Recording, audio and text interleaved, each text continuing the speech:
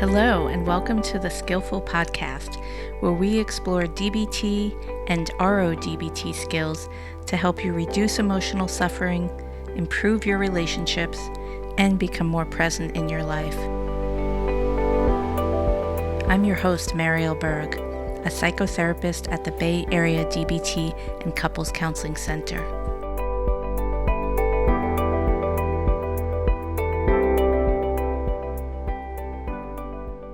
Hey, Ed, how are you doing today? I'm doing good. How are you?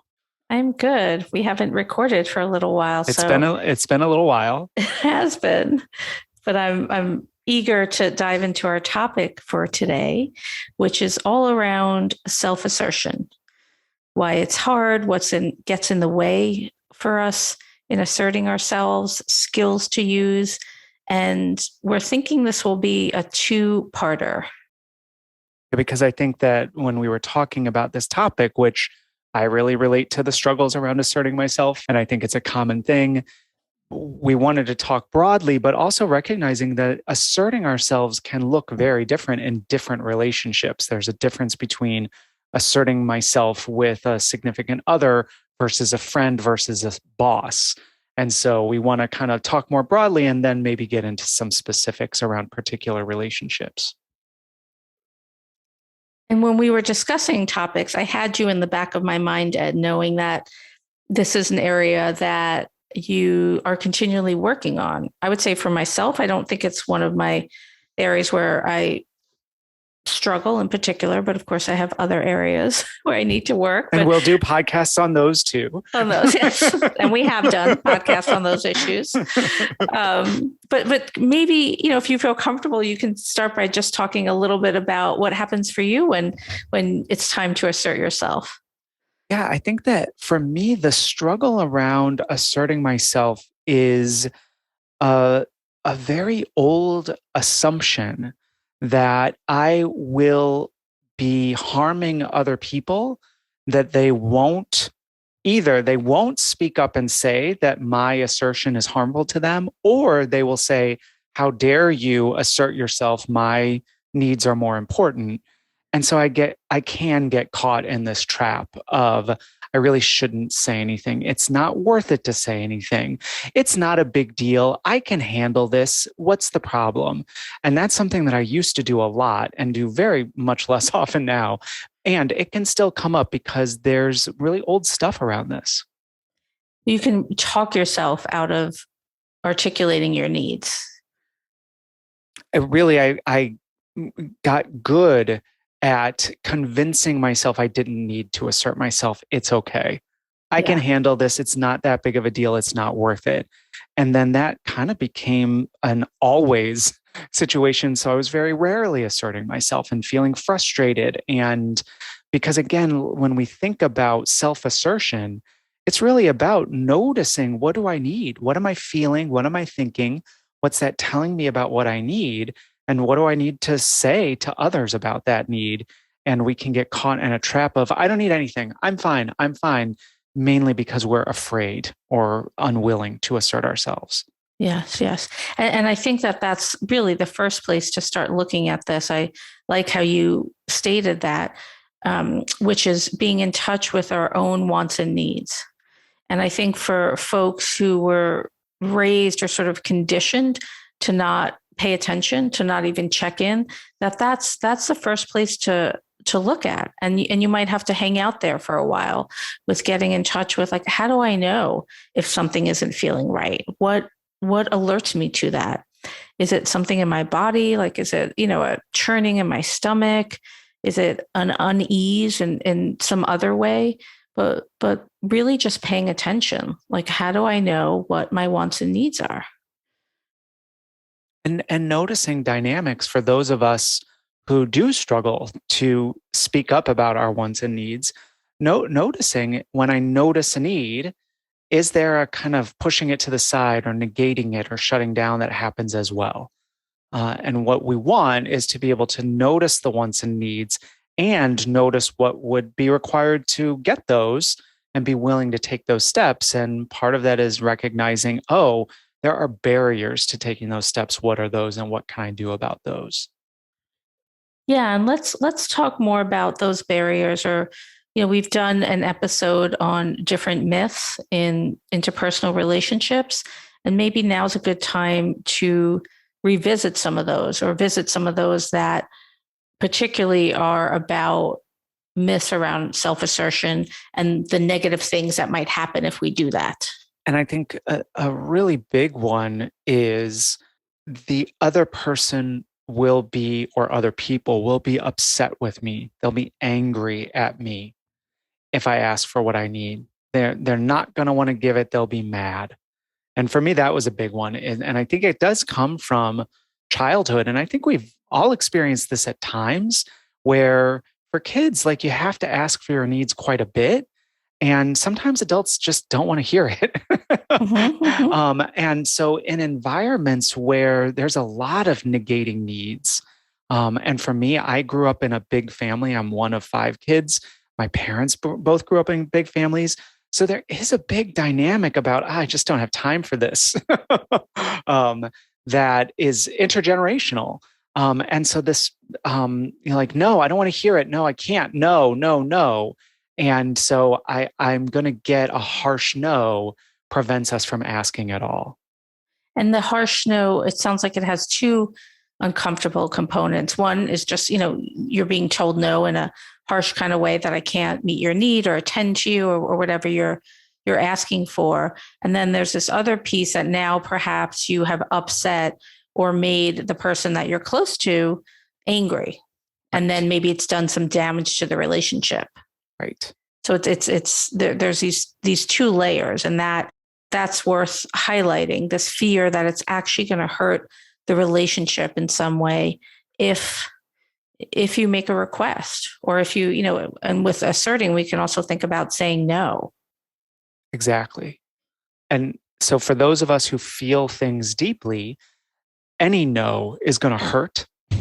Yeah. uh, Yeah. and if I fear that I've hurt the relationship in a way that's going to also hurt me, that adds another layer of hurt. And being on the sort of like the opposite side, or being close to people who have trouble asserting themselves, I so appreciate it when people close to me are direct with me. I mean, maybe I'll get mad at times, but I like to think I don't that often, but you can ask my spouse about that. but mostly I'm like, oh, thank you. Like I can't read your mind. I want to know. And maybe if I can't meet this particular need, maybe there's some kind of negotiating we can do, or even I can just have empathy for the fact that I can't do what you're asking of me. So, but I can see if there's that fear that, like, oh, I'm going to make the other person angry, that's really going to inhibit someone from speaking up. So I think there's really something about knowing for each person. And I'm grateful, Ed, that you were so transparent about the origins of this struggle for you, because for listeners, it might be similar. There might be a little bit of a different kind of take on it for each person, depending on the kind of family they were raised in and what they saw modeled. And I do think that in my experience also has been when people are direct with me, I appreciate it. Most of the time, when I am direct with people, they are open and understanding. And even when I think about my own childhood, I think that the presumption that I'll get a harsh no was stronger than the number of times I actually got that. But this is a dynamic that we all deal with is kids make sense of the world the best they know how, and they cannot check every single thing out.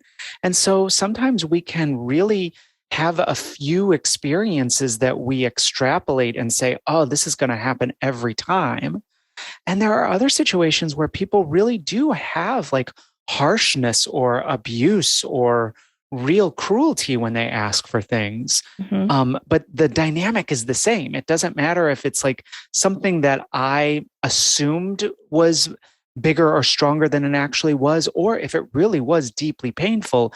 Either way, I've come into an adulthood with a belief that asking for things is going to get a harsh response. Yeah. So that's sort of the template in your mind, and you have to probably work very consciously to have that not inform how you show up in relationships. And again, I think to talk about what we're going for in this episode is the awareness that every single time I assert myself and it goes well, I'm reinforcing, oh, asserting myself goes well. Um, Yes. and so that there is less and less of that fear or the holding back.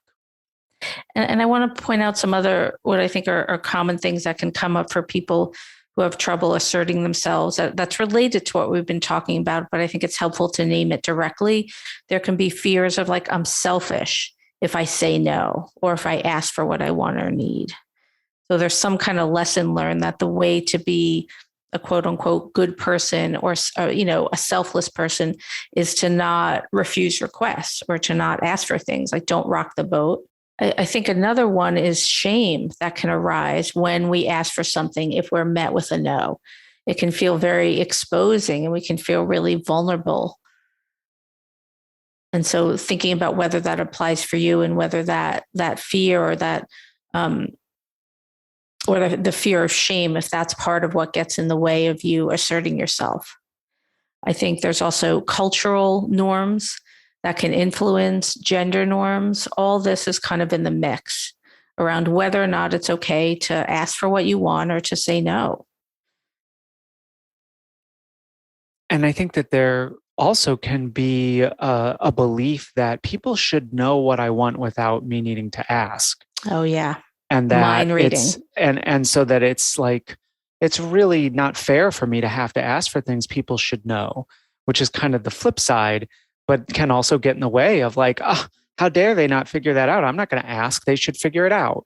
And we're still not asking. Yeah, that desire, which I think is so human and commonplace. Like, wouldn't it be lovely if other people just knew what we wanted and needed and just gave it to us? But that, unfortunately, is not how it works. Ideally, we had a parent who could be attuned, at least, enough of the time, to when we needed things, our diaper change or to be fed, or, whatever else babies need. But if we haven't gotten that consistently in our life, there can be a real sense of like righteous indignation. Like, how come other people aren't paying attention? How come they wouldn't just know, like, that I don't like that? And so again, identifying and naming, if this is true for you, that this is part of what gets in the way of you being as direct as you'd like to be. And so all of this, especially once it's made conscious, can be worked with. And of course, we have a bunch of skills that can help you change these patterns.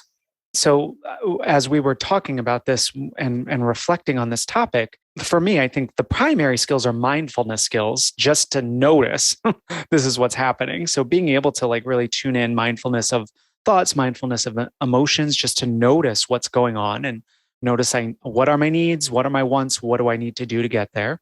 But then also, I think another helpful foundation is a dialectical awareness. Being able to recognize I have wants and needs.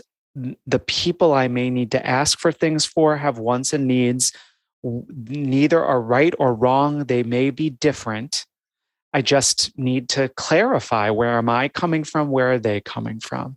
Because the approach of I shouldn't have wants or needs, or people should guess what my wants or needs are, or are my wants right, or are their wants right? Who's right? Who's wrong? All of that can make it harder, and really being able to try to be dialectical of we all have wants and needs. It's about figuring it out and clarifying it. Yeah. So with the dialectic, sure, we want to think about, as you said, Ed, like looking at both sides. That just as we have a position, the other people in our lives have positions, and staying aware of our connection to others, that we're not kind of islands. So we influence the people in our life and they influence us. So that back and forth is always happening. And another skill that I think is a really helpful starting place is checking the facts. Being able to notice what we're thinking and feeling and checking the facts on it. And as we apply checking the facts in DBT, really sorting out what are the facts of the situation and what are my assumptions, my interpretations, my judgments that may be clouding the facts. So being able to look at, okay, here are the facts. This is what I want. This is what I need. This is what has already happened in this relationship around this. And then being able to look at the assumptions, such as it's not appropriate to want this. That's a judgment, right? Or they're not going to want to hear this. That's an assumption. This person always says no. That's too extreme. Is it true that they always say no? Does that have to be a fact of the situation, or is that an assumption? Being able to sort out the facts, which often when we're checking the facts are very few and straightforward, and the assumptions and interpretations tend to be the things that get in our way. And key when we're checking the facts is wise mind. Because if we check the facts and we are in emotion mind, things are going to be very distorted. So this brings us right back to where we started, which is mindfulness. Right. So being present in the moment, making sure that you are in wise mind, and other ways to think about that is, you're centered or you're grounded, that if you're having strong emotion, because you can have strong emotion and still be in wise mind. If you're having strong emotion, that you can still kind of think clearly and separate assumptions, myths, fears from facts. And then you can write out and get very clear on a powerful check the facts. And another piece to think about with check the facts, if you do it kind of thoroughly, the way it's laid out in our DBT workbook, is you're asking yourself, what's the catastrophe or what's the threat? So if the thing that I fear most happens, well, first of all, naming what it is. And then if it does happen, how will I cope? And it might be counterintuitive because you might not want to go there in your own mind. But if you ask for something and the other person gets really angry, or maybe your fear is that they're going to end the relationship, how will you cope? And this can be, as I said, it can feel paradoxical, but it can be very calming and reassuring, because what we find out is that we can cope with most things. I think that checking the facts really does ground this consideration of, okay, what exactly is it that I need and want? What am I asking for? What am I assuming? How will I cope with whatever might happen? What's my plan? I think that all of that really gets us grounded, and emotion mind, to not, the opposite of being in wise mind is really heavily being in emotion mind, can tell us, oh, this is going to go terrible. They're going to be so upset, or they're going to say, no, I'm going to have to tell them I never want to speak to them again. But to really keep it grounded, and here's what I want, here's what I'm going to say, looking at it much more strategically in order to keep that wise mind balance.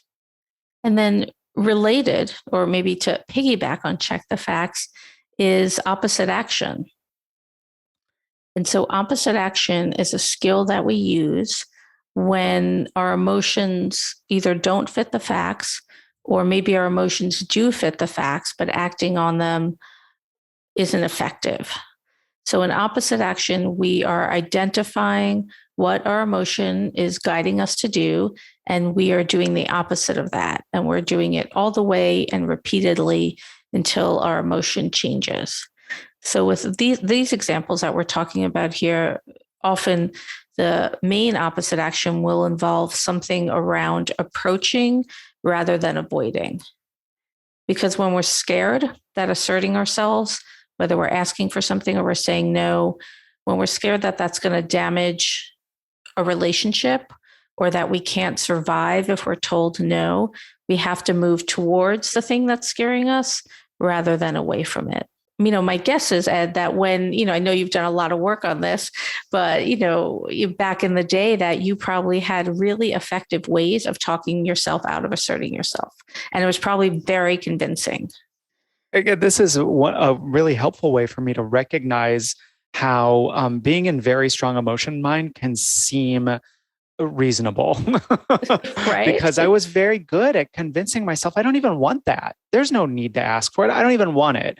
When the reality is I was just afraid to ask, and not checking the facts to say, what am I actually afraid of? Oh, I'm afraid they're going to yell. Oh, they never yell. Wait, why am I afraid of that? Right. And so I think that practicing opposite action really helped me. The point of opposite action is that we start to feel different. Every time I feel afraid and ask for what I want, say what I want, say no, assert that no, every time I do it and I get a positive response, either I get what I want or I can handle not getting what I want. I actually feel okay with that. Then I do start to feel more confident. I can assert myself. Asserting myself feels good. And so the opposite action of asserting myself when I don't want to again and again helps me now to have a much quicker belief. If I assert myself, it's going to go well. If I assert myself, it will be worth it. If I assert myself, I will be glad I did, as opposed to the emotion mind of if I assert myself, it'll be terrible. There's no use in asserting myself. And so opposite action gets us over that hump of my emotions are telling me, don't do this, run away, just avoid it. And I know factually this is going to be beneficial. So I just act like I like to assert myself and I assert myself. And more often than not, I feel positive about it. So you fake it, act like or act as if. Right. This is easier or comfortable. And for me, in the early days of trying to work on this, it was a lot of pretending that I was confident asserting myself. And that pretending to be confident in order to do something that was important got me to do it. And that's the point of opposite action. Instead of, for instance, being afraid and avoiding, we are afraid and we do it anyway. And very often, if our fear doesn't fit the facts, we're going to feel positive about doing that. Yeah. And I just want to highlight, you said something a moment ago, and I hope I'm remembering correctly, that I thought was spot on. And it was something about like you kind of like tested the waters, or over time you began to have different experiences with asserting yourself. And so I think that is so helpful if, every time we have a different experience, even if it doesn't go the way we want. So say we ask for something and someone else says no, but it's not awful. It didn't end the relationship. We are not kind of dying in shame about receiving a no, but we can get through it, like highlighting that for ourselves. Like, okay, that went okay. And I do think that that's another piece of this is opposite action. Check the facts gets us to what we need to do. Opposite action gets us to do it. Once we've done it, we do want to mindfully take in, how did that go? So that we're reinforcing within ourselves, I was afraid this would be bad and it wasn't. Because we want to start to build that awareness and that belief that just because I'm afraid doesn't mean I need to avoid. And that when I'm afraid and I do it anyway, it often goes well. And so we take the opposite action, we fake it till we make it, and then we take in, oh, that went well. So that we're really helping ourselves to update our template, which for me early on was, oh, asserting yourself is going to be bad. And now is asserting yourself may be hard and it feels good. It's worth it. Yes. And the going well doesn't necessarily mean that we get the desired outcome, but it's not catastrophic. We can withstand it. And maybe, as I said, how I appreciate when people are direct with me, maybe the other person does appreciate it, even if they say, no, I can't do that. Right. And that, to me, also another skill that this fits in from emotion regulation is building mastery. So if you are someone that struggles with asserting yourself, you can view the process of trying to assert yourself as a form of building mastery, increasing your overall emotional resilience by working on something that's hard for you and systematically doing it and being able to feel that benefit of, hey, I'm doing this hard thing. It's paying off. It's worth it. And with the building mastery around self-assertion, you can think about starting with something that's challenging but isn't too hard. So maybe, the hardest area for you is asking for something in your closest relationship, with your significant other. But perhaps with a coworker, it's not that hard. So maybe you start there, or with an acquaintance. So finding something that is a little bit challenging, that stretches you a little bit, to begin to, again, build that mastery so you can have some confidence, like, okay, I tried that. That went okay. Maybe now I'm going to try to assert myself in a relationship where the stakes feel higher with someone that I'm more intimate with. Right. Right. Or I realize, in our part 2, we're going to talk about asserting oneself in different relationships. But I was just thinking about when there's a built-in hierarchy. So maybe asserting yourself with, someone who's above you at work, or there's some kind of power dynamic. Maybe that's the scariest for you, or the hardest. So you think about doing this in ways where it isn't so scary in the beginning, where maybe there's a little bit of a power dynamic, but it's not as threatening or scary as maybe asserting yourself or saying no to your supervisor at work. And I know for some people, it's the opposite. Like asserting yourself with a supervisor is like, well, this is the relationship. Whereas asserting yourself with a friend is harder. So start with the one that's easier, and do that, and then build up to the one that feels harder. Yes. And then, of course, we have our acronym-rich interpersonal effectiveness skills, and there's many of them. I don't know if we're going to go over all the acronyms today, but maybe just to name some of them. We'll see what we have time for. But we have our Dear Man, our Give, and our Fast skills. We've done episodes, I believe, on all of those in depth, but we'll unpack them more here. But our interpersonal core script, our Dear Man, is really the place to start. And I love that it tells you or directs you, step by step, how to make a request or say no. And I think that it is really helpful in situations where we need to ask for something or say no. The Dear Man script gives us something to hold on to. Thinking about it ahead of its time and trying to create this script based on the acronym, which we'll get into, gives us something concrete instead of, oh, I got to ask for this. I got to ask for this. Oh, I don't know how it's going to go. Being able to say, let me sit down and write out my Dear Man script. So to get into it a little bit and remind you, this is a little quiz for regular listeners. Can you remember what the Dear Man acronym stands for? Push pause and see if you can remember before we say it. And we will be grading you. Please email your answers so we can tell you. Okay, so now this is Marielle and our quiz. So the Dear Man acronym. Should I go, Marielle? Should I take a shot? I know you know this, so go for it. So the D stands for describe. So describe what it is you want to talk about with the other person, orienting them to the conversation. The E stands for express your emotions and opinions. So express, you're describing, here's what I want to talk about. You're expressing, this is what I feel about that, or this is my opinion on it. The A stands for assert, which is the key point of everything we're talking about. Assert what you want, assert what you're asking for, assert the no if you need to say no. And the R stands for reinforce what's in it for the other person to give you what you're asking for. So you're reinforcing ahead of time that there's benefit to them for giving you what you're asking for or accepting your no. Got it. That was right on point. And I want to spend a little bit more time on the A, the assert, because I find that this is the piece that can get missed, surprisingly. And I know, being on the receiving end, I so appreciate it when it's clear. What is the other person asking of me, or what are they saying no to? And I feel like this piece can get glossed over because it's the hardest. It's where you're saying directly what you want to say. And so making sure that you know what that is ahead of time, and it's stated very clearly. Because being on the receiving end, when someone's trying to communicate something to you and they want to ask for something or they want to say no, if you have to kind of parse through a lot of words and indirect statements, it can be really hard, and it puts extra work on the listener to try to figure out what you're asking for.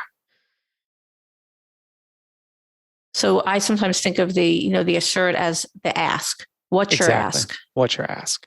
And again, I think one of the things when we talk about doing a Dear Man with someone, like really trying to keep it succinct. For me, I think of like one sentence per letter of the acronym. So 4 sentences total of here's what I want to talk about. Here's what I'm feeling about it. That's the E. Here's what I'm asking, very specifically, very directly, which if you have fear of asserting yourself, that's going to be hard. Write it down so that you can get it down. This is what I'm asking and say it. Here's exactly what I'm asking for. And here's what's in it for you to give me what I'm asking. And for those of us who don't struggle with this as much, as you were talking it, I was thinking like, do your dear and your man, and then like, shut up. I mean, that's very judgmental, but like, I need that a little bit for me. Like you said your piece, you don't, because what I can do sometimes, especially if I feel strongly about it, is keep asking and asking in different ways.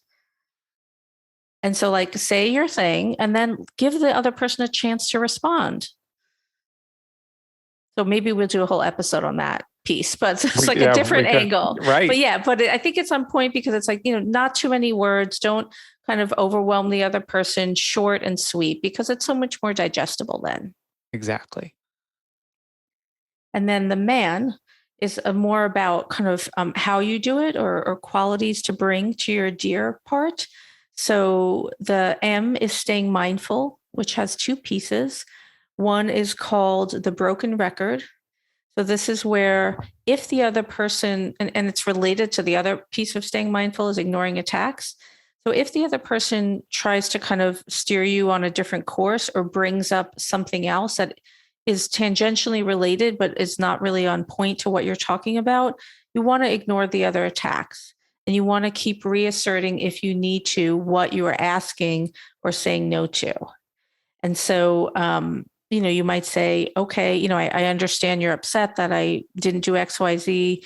We can come back to that at a later time, but I would still like you to do whatever the thing is. So you're staying on point with your request or your no, and not getting derailed, because I'm sure, everyone has experienced this when you're trying to talk with someone, and I'm sure we've all done it before too. I know I certainly have. If someone has come and asked me for something and there's maybe some challenging history between us, I might say, well, what about the thing you didn't do? Or, kind of go off on a different tangent. And then the original ask gets lost. So that's the piece around staying mindful. The A in the man is appearing confident. So as you said earlier, Ed, and this is related to opposite action, like fake it if you need to. So appear effective and competent with how you hold your body, eye contact, your tone of voice, all those things, speaking clearly. And then negotiate if you need to. So being willing to give to get, perhaps reducing your request if you need to, and really trying to focus on what will work. And I like how in the Dear Man acronym, the negotiate is last. Because again, as somebody who has struggled to assert myself, I'll start, instead of starting with a description, I'll start negotiating. I want to ask you something, but it's no big deal if you can. And if you can only do a little, that's fine. Here's what I want to talk about. It's like, no, hold on. Leave the negotiating until the end, and only if necessary. And for me, when I've had to assert myself, when I've done a Dear Man, more often than not, the other person says, sure. And there's no need to negotiate. But I think for me, one of my automatic things is like, and it's no big deal, and we could do this, or you could do half, or only if it's okay with you. But really being able to just appear confident, be direct, be clear, and negotiate only if necessary. And that doesn't mean, thinking as you were talking, like there are times where it might not be a big deal for us, or we're very flexible. But we really want to be mindful, I think, especially if we have a tendency to negate our needs, to check in with ourselves. Like, am I really okay with that kind of flexibility right now? Or is this something, and this is, gets into other skills that we have talked about, which we won't have time for today, but like how intensely to ask for something or how intensely to say no. And there's a whole bunch of different things to consider with that. But at least, what we've given you here is a review of the Dear Man, which is the starting point for communicating directly with others in your life. So to recap what we've talked about, this episode is especially geared to people who struggle to assert yourself, thinking through where might that come from? What are the things I need to be aware of in my approach? Being mindful and really understanding your own thoughts and feelings that describe your needs, checking the facts, and using some interpersonal effectiveness skills to really assert what you need, using opposite action as needed. All of this as a way to build mastery. That if you struggle with asserting yourself, this is a really helpful thing to focus on as a way to feel like you're progressing. And then in our next episode, we'll talk more about the specifics, especially for specific relationships, what to bring in that can help to assert yourself and assert yourself effectively. Great. All right. Until next time. Thank you. Thank you. Bye bye. Thanks for listening to today's episode. To learn more, or if you're in the Bay Area and want to get started with therapy, you can find us online at bayarea.dbtcc.com. That's bayarea.dbtcc.com.